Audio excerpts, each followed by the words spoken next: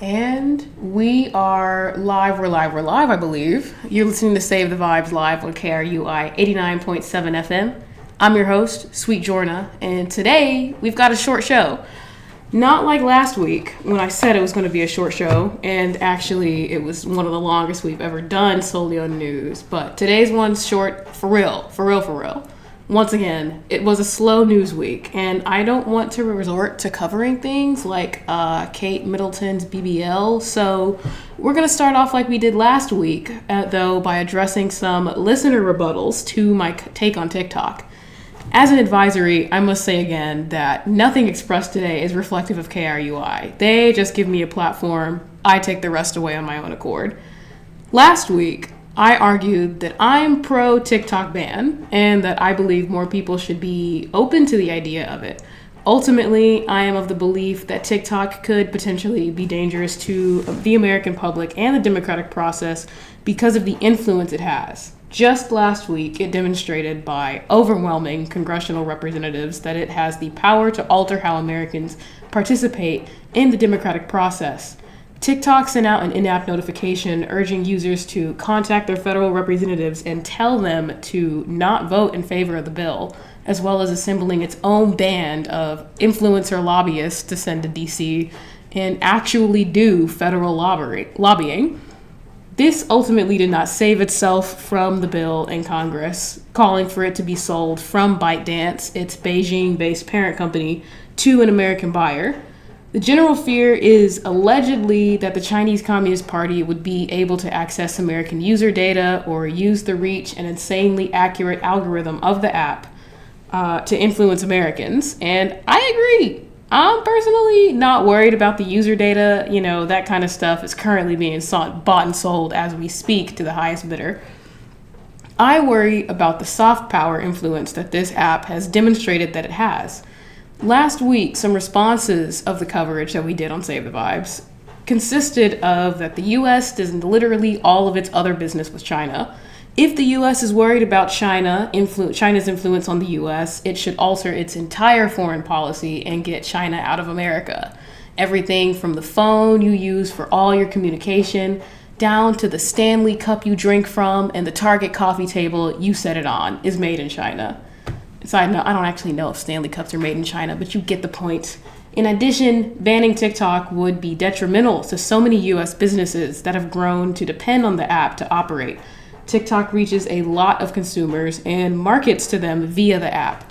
People are creating careers, launching themselves into very respectable professions due to the attention that they garner in the space.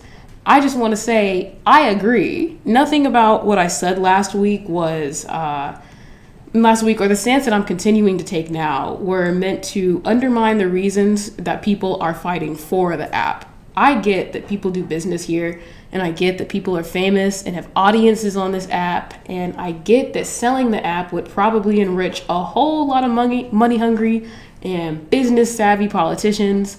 I agree that this could be so detrimental to the culture that currently lives on the app. I simply mean that I won't argue with the U.S. on this one because I've had the same concerns since before this bill or even Trump's attempts to get the app sold during his presidency arose. I simply see the app does feral things to people, and all TikTok has to do is make the call, and its American user base will do the bidding for them.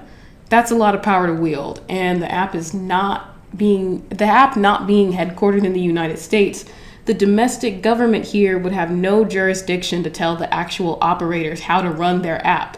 You might say, well, any business operating in the U.S. has to comply with U.S. laws and regulation.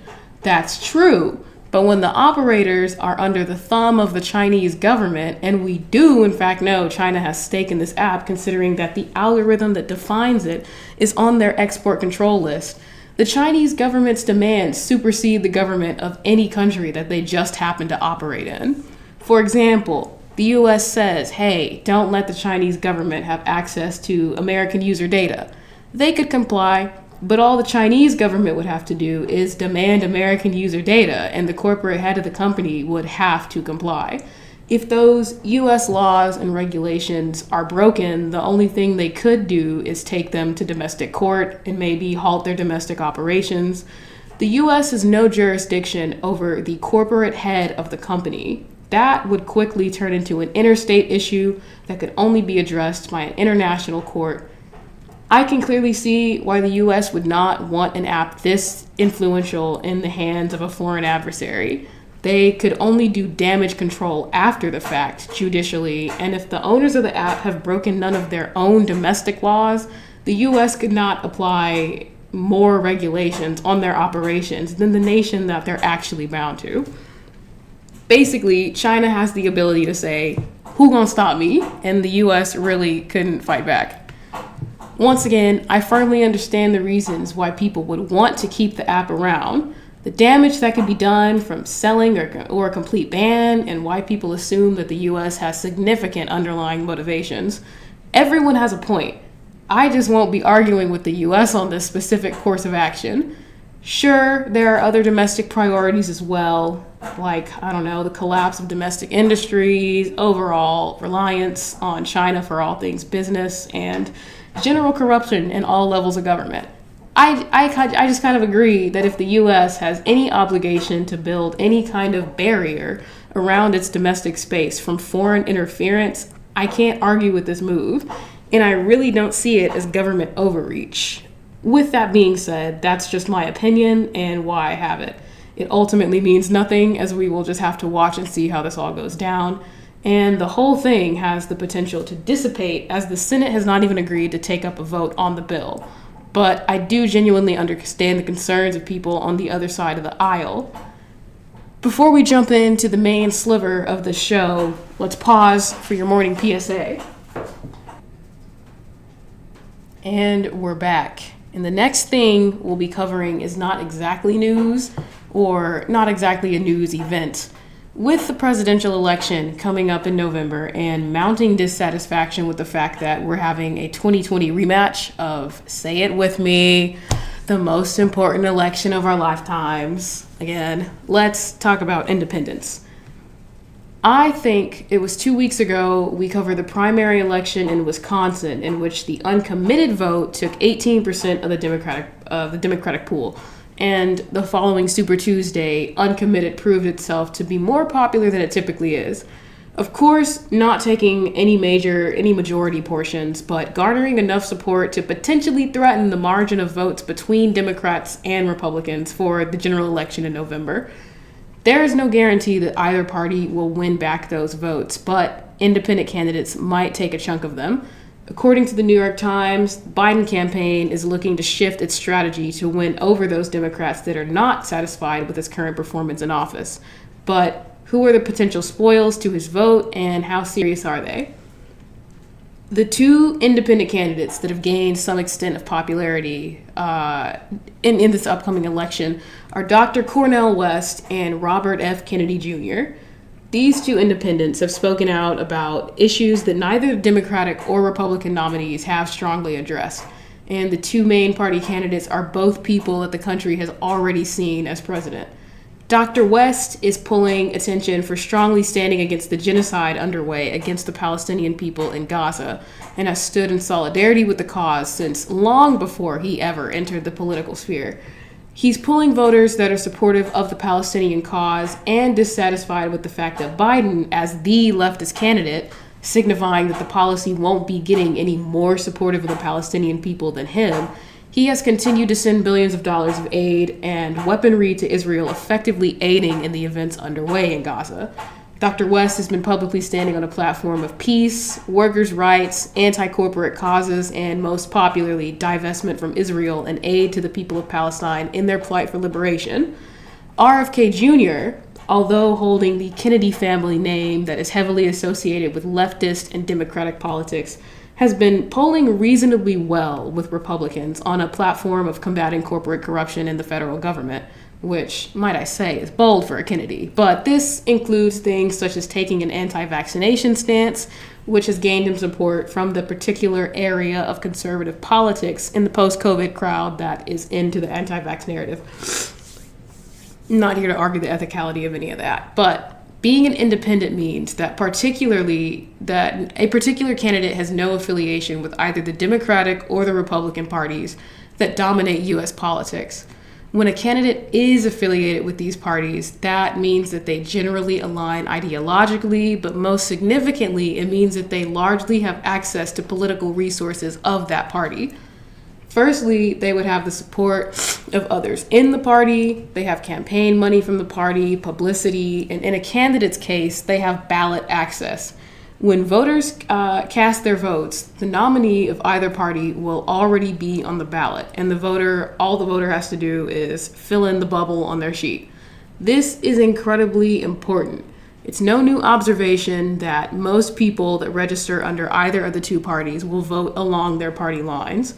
If they're a Democrat, they'll probably vote for a Democratic candidate. If they're a Republican, they'll probably vote for a Republican candidate. Not being associated with either party, the best way possible to acquire votes is to have a recognizable name on the ballot in which all the voter has to do is look, decide, and bubble. Any other step exponentially complicates the process. No candidate is having a realistic chance if they are not on the ballot. That's where 90% of the political exposure proves itself to count. Getting on the ballot is a very complicated process if not associated with one of the two dominant parties. The process generally requires the candidate to acquire signatures from a predetermined number of people in each state. This range of signatures required varies drastically across the country, with the lowest being 217 signees in the state of Tennessee and the highest being 219,403 in the state of California, and every state and territory falling somewhere in between. In Tennessee, the presidential candidates need 275 signatures and addresses from registered voters anywhere in the state, as well as specific information regarding their running mate, and at least 11 delegates from the Electoral College in the state to agree to represent the candidate. Now, you may be asking, what is a delegate? I had the same question, and honestly, even after a full day of research, I'm still iffy on the position. But what I do believe I know is true is that in order to get a delegate to sign for an independent candidate, the candidate almost has to form their own political party. How the Electoral College typically works is that the Democratic and Republican national committees have an allotted number of officials in the Electoral College, different amounts in each state relatively proportional to the population. Those officials meet at their Democratic National Convention or their Republican National Convention, and they vote on candidates that they would like to represent their party. This is typically the result of a caucus or a primary vote. For example, to put it into perspective, let's look at Iowa. Prior to the caucus back in January, there were several Republican nominees, including Donald Trump, Ron DeSantis, Nikki Haley, Chris Christie, Vivek Ramaswamy, and so on. When the caucus happened and Donald Trump won, that means that upon the results, the delegates to the National Republican Party, the Central Republican Core as a political identity, representative of the state of Iowa, agreed to use their position to co-sign Donald Trump as the presidential candidate for their party, because that's what the people of Iowa, the registered Republicans, wanted. The same thing happened for the Democratic Party with a slight difference, but that's so confusing that it's not even relevant. From what I understand, an independent political candidate would virtually have to start their own party by selecting people to become delegates in each state and nominating them for approval by the National Electoral College. I assume this is a review process to make sure that the chosen delegate is some extent of a serious supporter and not just, your average rapper off the street that signed the first person to ask for a signature. They must be approved by an electoral college, and then they'll be able to officially sign as a delegate for an independent candidate. A person that will represent the respective state as a supporter of a new party candidate. This process makes sense for the two parties that already exist with millions of supporters nationwide, and I can see the importance of this process, especially for someone looking to win a national election. But realistically, it's a whole lot of extra steps for an independent candidate to get that does not have a supporter base that the two national parties do. These delegate figures are the 11 people in the case of Tennessee that I just mentioned that an independent would need support from, signatures and addresses to get on the ballot, just get on the ballot.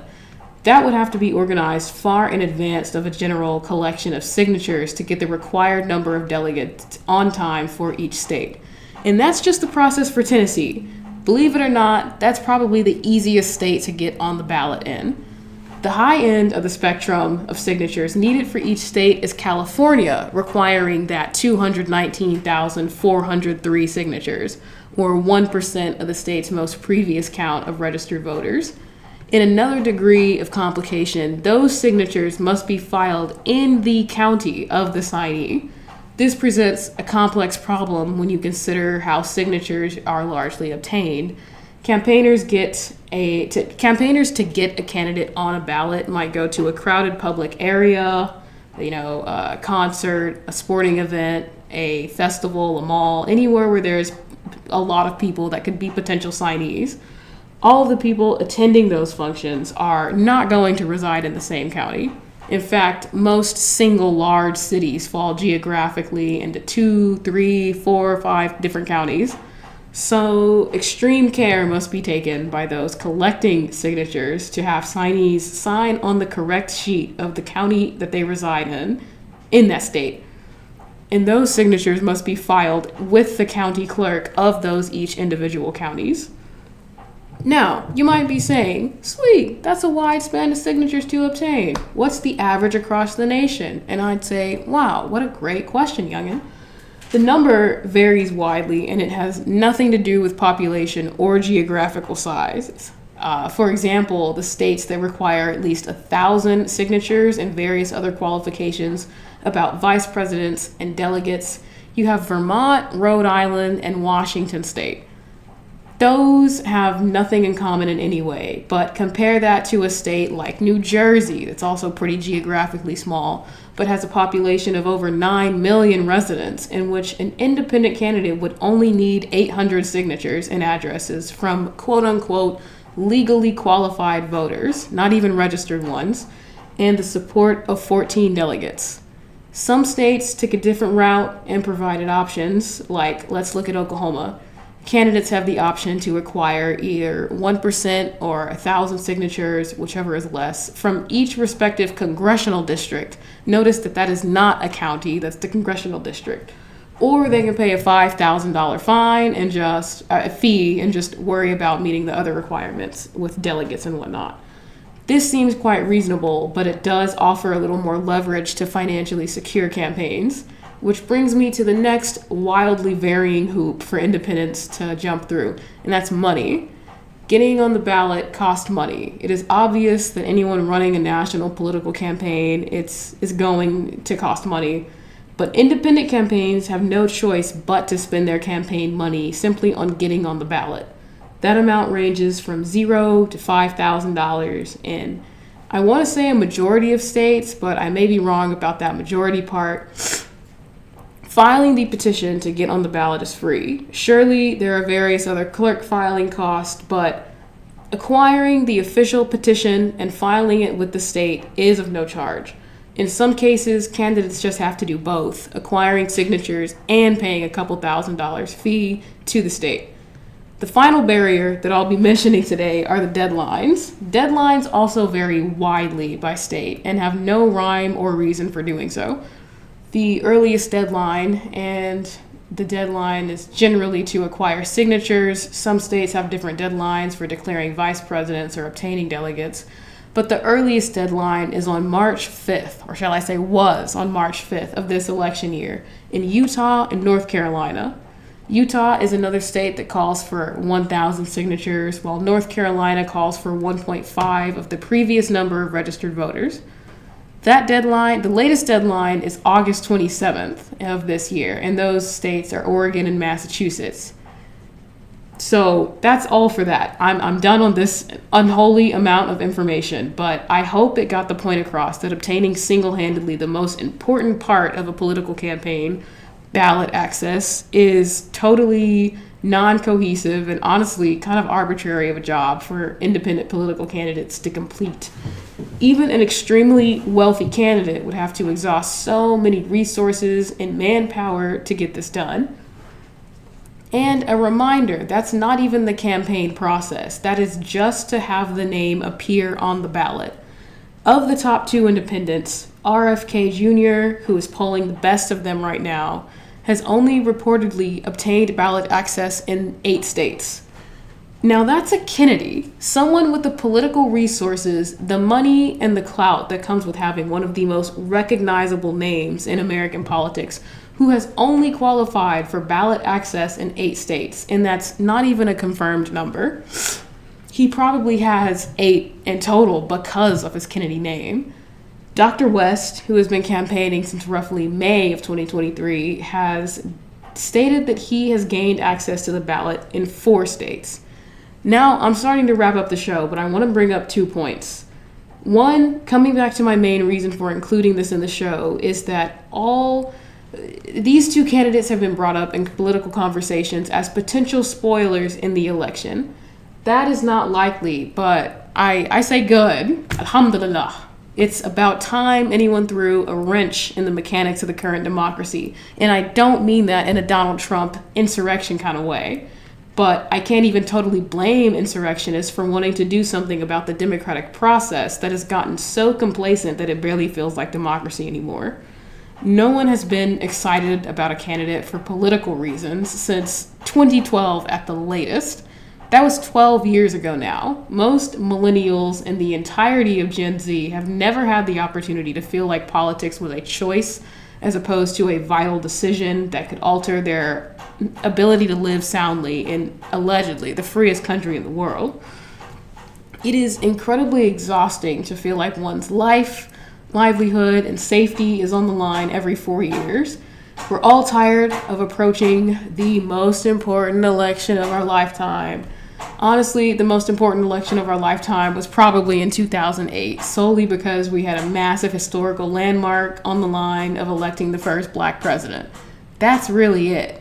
Between Barack Obama and John McCain that year, at least you had both qualified and experienced politicians. People weren't worried about either of them keeling over and dying in office during their term, and the guardrails of government at least seemed to be functional. The biggest change was like tax codes and only the slightest variation in foreign policy. And when that election happened and Barack Obama won, McCain said, "Go get 'em, champ," and the rest is history. It's not even worthy of like going into a textbook. Today, however, it feels like every issue possible is on the line, with 2 primary candidates in this election being people that have both been in office in the past 8 years, and the country certainly has opinions on their service. A noticeable amount of people are simply dissatisfied with having either of them again. Americans are beginning to just say no, we don't want either. The worst that could happen is, we elect someone who's already been in the position and we didn't have that much of a choice anyway. Which brings me to point number 2. Is democracy even democracy? With no genuine independent candidate by the people, for the people, able to effectively penetrate having a chance at becoming the next president, that's effectively a dual-party monopoly of American politics, and they're the same people anyway. The Republican National Convention and the Democratic National Convention are already the government. The government is choosing its own candidates and giving the American people 2 individuals from either side of the political spectrum that's already got a place in government. You mean to tell me a country of over 300 million people, it authentically comes down to a decision between 2 people who Americans would like to see in office? Or do the people just not have realistic access to any other candidates? The dual-party monopolies, they have automatic ballot access solely considering their resources. Who dominates coverage on major news networks? Who has the money and the manpower it takes to campaign across the entire nation? Who gets national political debates? Who are the people showing up when you Google an election? Democrats and Republicans do not just dominate American politics, they effectively monopolize it. The entire electoral college system makes it virtually impossible to not associate with either party. Candidates, if they want any chance at all, must conform and appeal to the only two powers that already be, or get lost. They just don't get a seat at the table. I think it speaks volumes that a Kennedy doesn't even have a competitive seat at the table because he's not associating with either party. That's not to say anything about him as an actual candidate, but solely having the Kennedy name, the resources, the money, the clout from the Kennedy name, he does not have a competitive seat at this table. With that being said, I'm not here to ruin your day or hope for the future, but the most realistic way to combat a dual party monopoly falls within state election codes. It feels like an impossible task, but just like anything else in government, it's another issue that needs reform. I genuinely believe that sprouts of grassroots campaigns that lobby and petition to alter their state's election codes due to realistically accommodate nonpartisan candidates could go an incredibly long way. And honestly, if there are already fourth, fifth party candidates, if they're able to penetrate politics, every other issue could be addressed much, much faster. This polarization that deadlocks political change currently would have to dissipate if there were more parties. This is already very pie in the sky. It's not even necessarily about the independent candidates currently, but that uncommitted vote and the small but larger proportions that the independents are taking up, not to mention, that little insurrection that happened, they're now demonstrating that the two-party system is tiring its constituency out. The results are probably going to look like low turnout or a much wider distribution of votes than normal. I wish these independents the best of luck in acquiring ballot access at the very least, but, at the very least, some write-in votes in their favor. But I'm tired of the two-party system, too. That's not a democracy. That's a scam. But folks, that's all I have for today. Once again, I lied a little bit. That was not quick. My bad. But Iowa City, we have got a cold day that is somehow still snowy and sunny. We've got a cold day to sit inside and plot the electoral revolution ourselves. The high today is 42 degrees. That groundhog was lying on winter like a Persian rug. So I guess that makes two of us. Maybe he's a partisan plant, promoting the climate agenda of the highest bidder too. Just kidding. We joke here, although that theory would go crazy on TikTok. But reminder that we are live on Twitch until 12. So check that out over at twitch.tv/LennyTheFool. That's LENY_the_Fool. We'll be carrying on the conversation there. And maybe I'll reveal who I might vote for my first time participating in a presidential election. If not, you can reach me over on Instagram and X, FKA Twitter, also at LennyTheFool. That's LENY_the_Fool. With any comments on the show. I've been having a whole lot of fun responding to listeners, so let's keep that up. You're listening to Save the Vibes live on KRUI 89.7 FM. I'm your host, Sweet Jorna, and we'll be back next Saturday at 11 a.m. Same time, same place. Back to your regularly scheduled tunes.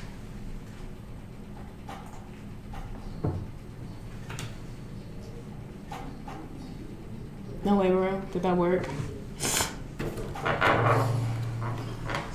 That was a fun one. Surprisingly, doing all that research, understanding how difficult it is to get on the ballot as an independent candidate, I thought that was pretty useful information. And I had never really thought of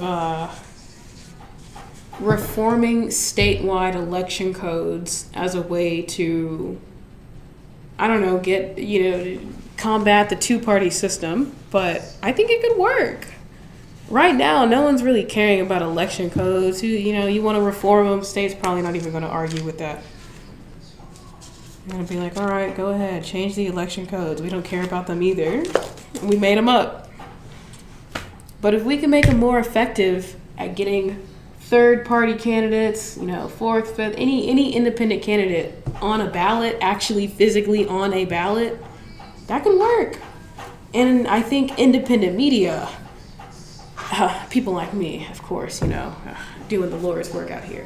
But independent media, local media should cover independent candidates more, because it's media coverage that it's predominantly what's reaching the people about political candidates. And so pick up the slack, media. Stop working for CNN, bro. We don't even like them. They're all right, but like, we don't even like them. Local media, independent media. Step your pussy up, sis. But how is everyone on this fine, really, really cold Saturday morning? I'm fully convinced that groundhog is an industry plant, because, I mean, why would that groundhog lie to us about winter like that? I did bring my notebook, my little tiny book this week, about what I would like to talk about after the show. Bro, I wrote Kate Middleton in here.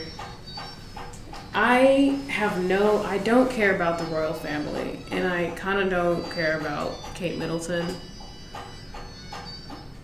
It's obvious she's getting a BBL, or like she's under house arrest for getting illegal butt injections, and they have to use a dupe. That's obviously what's going on. Come on. Queen Elizabeth is dead. We need another, hottie. We need another baddie in Buckingham Palace. And getting that BBL would do wonders for the PR world. Right now, the Buckingham Palace and all the tabloids, all the PR people for the royal family, they're choking. They're choking pretty hard, because they don't know how to deal with this. But when she reveals on Easter, she is coming back from the dead on Easter like Jesus Christ himself. Come on, bro. She's revealing that BBL. They are not getting a divorce. Their marriage is just getting started. That's all really stupid. Come on, what? Come on. I don't care about the British family. They're the royal family. They're surely some very fine people, but also very colonial, and they did a lot of bad things to a lot of people internationally, worldwide. But the empire is falling, and this media frenzy is evidence of that. So I kind of love to see it. Let's get Lenny on the ballot 2028 in Iowa. 2028. Dang, bro, that's only 4 years away.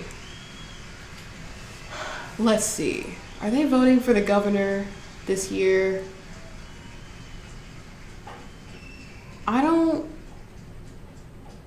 think so. I think the next gubernatorial election in Iowa is probably 2026. But, oh my God, should I run for Iowa governor? Lenny for mayor? Oh, frick yeah. I'll take over Bruce Teague. We need a black woman mayor of Iowa City, and I think I'm fit. I'm fit for it, I have a little bit of beef with Bruce Teague, because I was supposed to interview him for Black History Month, and he stopped responding to my emails. And I think that's, good enough cause to say he's not standing up for our people. It's my job, I know I'm an implant. I'm not from Iowa. I'm a bit of a fraud. But actually, this academic year, I have decided to retire being the Texas girl, and I think it's really working out for me. I don't know if I quite identify as an Iowan, but I'll identify as a Hawkeye. I'll take Iowa City. There's some counties that have dogs as mayor. I think you can make it happen. Oh, that one town in Wisconsin, bro. We are not going to put Herky as mayor. That's not going to happen. I'm anti-Herky. Herky to Hawk. But for sure, if they can have dogs as mayor. Look, they can have dogs as mayor, not black people. I'll be the mayor. I'll be the mayor. If you want me, let me know. I'll be the mayor. Let's talk about why I'm probably voting independent. if you didn't get the gist in the show, you know what? Give me a second. Let me turn this audio down. Okay, friggin' why I'm probably voting independent. If it's not apparent from the stance I've already taken on the radio, I'm gonna probably vote independent. Like I said, the worst thing that could happen is we have someone in office who's already been in office. Now, one could be more detrimental than the other. I'm speaking as a leftist here. I think it would be detrimental. Donald Trump is president again, but ultimately, what say do we even have? I don't like Joe Biden either. The whole way he's handling Israel and Gaza right now, no way. I don't want to give him my vote. Maybe I'll change my mind before the election happens. I don't want to give him my vote. I do not like his policies. I do like Dr. Cornel West, though. I know deviating and voting for Cornel West would split the Democratic vote. But like I said, worst case scenario, Trump is in office. He's already been there, and he's already got a 50-50 chance.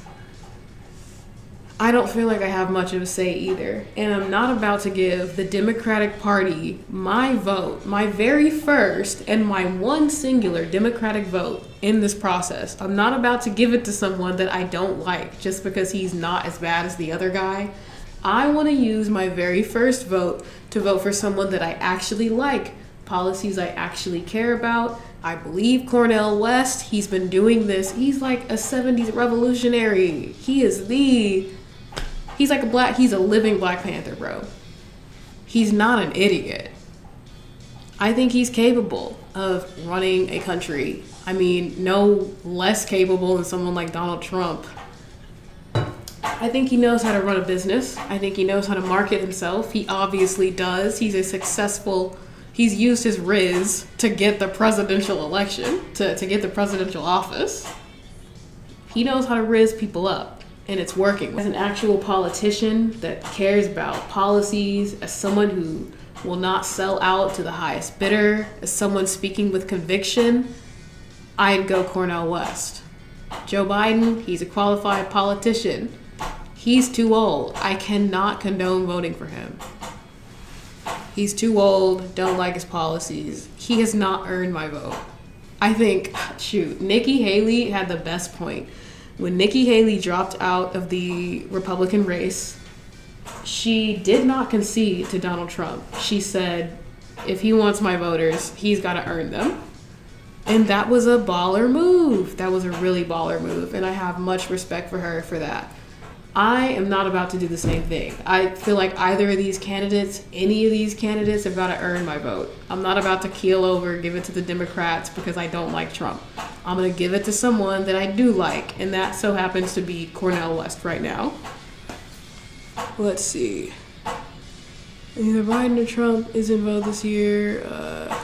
I feel useless putting my vote to an independent who will 100% lose. I'm crossed between either voting for a party that could potentially win compared to having my vote going to the void of an independent. I completely understand that. And I actually, way back when, before I came to college, when I was actually a bit of a rad lib in high school, I'm a little ashamed of that. When people were talking about the last presidential election, that was what, senior year? I think it was senior year of high school. I didn't get to vote. I was 17. But people were talking about the election, and I remember people at high school, the teachers and students going to vote. And one of my teachers had mentioned that he voted for the Green Party. And I was like, how could you throw away your vote like that? No way they were going to win. And he was like, yeah, I know they're not going to win, but I don't want to give them to the other guy. And I was honestly a little offended. I was a rad lib. I was offended. I'm like, why would you waste your vote like that? I get it now. College has really de-radicalized me, but I get it now. I'm willing to throw away my vote for, like I said, exactly what I just said. Cornel West, no, he's not gonna win. No, he's not going to win, but I'm not about to. It's not even a pity vote. I wouldn't be giving Joe Biden my pity vote. Only reason I would give Joe Biden my vote for being the lesser of the two evils is solely on the Israel-Palestine issue. Trump, I talked about this a couple of weeks ago. He has been Israel's best friend. The best thing that could have happened to Israel was Donald Trump being in office. They expanded so many settlements because, they knew he had his support. They moved the U.S. embassy to Jerusalem, pretty much laying claim that Israel had territory over Jerusalem, which is in the West Bank, which is Palestinian territory. So he was the best friend of Benjamin Netanyahu. That's the only reason I would give Joe Biden my vote. But he's still sending so much money in aid to Netanyahu. He's the lesser of the two evils, but I'm so tired of fighting this fight that I just genuinely don't believe in. I don't believe in either of these candidates. Of course, I'm not going to vote for Trump, but I'm not going to vote for Biden either. I'm tired of choosing the lesser of the two evils. I want to actually vote for someone that I care about. And so Cornel West happens to be that. But I 100%, I just had a conversation with a friend of mine. I don't want to add her name. I don't know if she wants to be mentioned. But she's saying she'd probably vote for Joe Biden because of gay and trans issues. That would be detrimental under Trump.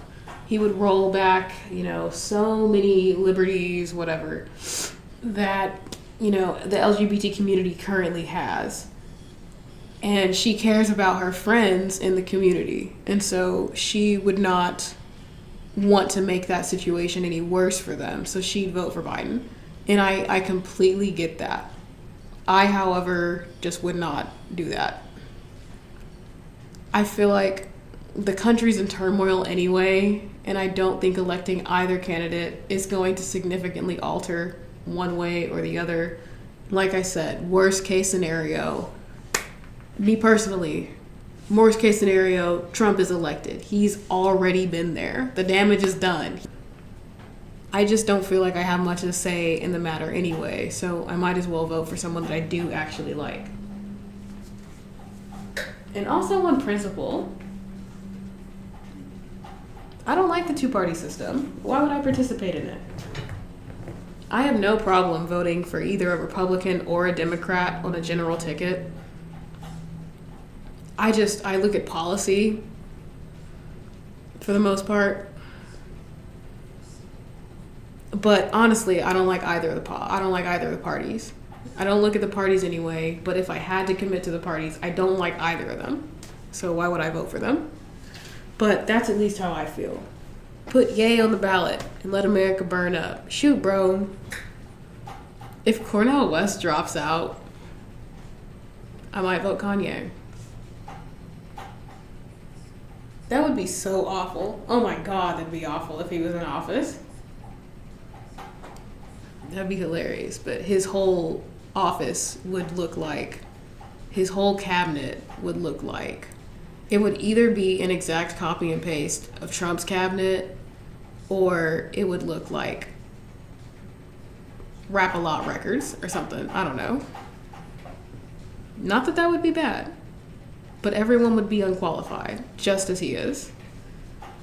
Oh, shoot, it's 11:50. We got 10 minutes left in here. I'm about to scurry out and go to sleep, but let's talk about, 100% respect to the principle and for how hard you mentioned it is for an independent to get on the ballot. At least when 1% of the vote, they get the hope that more people who are tired of the two-party systems. For real. I don't know. I hope that an independent vote is substantial enough that it would maybe get someone somewhere in either of the two-party systems to reconsider how they pick candidates or appeal more to the American people, bringing in more moderates. But ultimately, I just don't like the two-party system, for real. But with our 9 minutes left, the porn ban in Texas. I popped off on this on my story, and then I very quickly deleted it off of Instagram because I just thought, I'm spiraling and I'm having an argument with myself right now. But the porn ban in Texas has gone into effect. It's not exactly a ban, but I have gotten word from my official correspondent in the state of Texas that when you log on to the Pornhub site, it tells you that you need to verify your identification to access the site, which I understand. I have not done the full research on any of this, so I'm kind of talking out of nowhere here, talking solely off of like perceptions and what I know thus far. But verifying your ID, verifying your identification for but Texas porn ban, you have to verify your identification to access the site. It's to crack down on minors accessing porn, all pornographic content, explicit content. I understand that. But I just don't think the porn industry is accepted enough for people to be doing this. I know I've already had this conversation with you, but people can be blackmailed over what porn they're consuming. You could be fired from work. You could lose your friends. Having your public identity associated with something. Look, when people watch porn, they go incognito anyway, because not only are they probably going to sketchy websites, they don't want to get caught with some, conflictual stuff on their computer or like traced back to their computer. You go incognito anyway, and that's probably that's what adults do anyway. Having your legal identification associated with the porn that you're consuming would be awful. I think the porn industry is already halfway underground now. Majority of the way underground now. It's a pretty dangerous industry. It's a slippery slope. You watch one video and then things get violent. They get non-consensual. Even worse in terms of content. Even worse in terms of the slippery slope that people can fall into of like unregulated content. Pushing the industry further underground is not the solution. This should have been we should have come up with like a 10-year plan first of how to normalize the industry, then implement identification, verification. But I think that's where I'm going to end on that, because I don't know how to navigate this conversation. And I would love to have real experts, people from the industry, academics that study the issue, legal experts as well. I would love to get a band of people in here to have that conversation. That would be dope. But the fact that no one's willing to have this conversation because it's such a weird argument to make is exactly why bills like this keep getting passed. I think it's already been done a couple of years ago in like Idaho. Quite the state to be passing that, huh? Idaho. It's a weird argument to argue. It's weird to argue against it, but it's so not the right move. If that makes any sense at all. Minors should not have access to P-word, and parents should be the one to monitor that. I don't know about the government doing it. For real! But, it's America. There's a whole lot of broken homes. I understand parents don't really have the time or care to highly regulate. You have to be in a privileged position to fully regulate what your kids are consuming. And that's just not a large enough demographic of people to do that now. High regulations like that would probably only be afforded to people with the expendable resources to spend the time regulating their kids' content, which is probably like someone who has a stay-at-home parents together in a two-parent household. It would probably be limited to them, limited to people who can afford to buy, online software to do regulation. a stay-at-home parent who can supervise children, or someone who has money for a nanny to supervise children. You talk about people in low-income places. I mean, not from two-parent households that have the resources, people that are impoverished, that don't have the resources to worry about what their kids are doing online. And just parents in general, you know, they have a life. But like I said, it's just a weird argument to make because I'm not arguing that any minor should be viewing porn.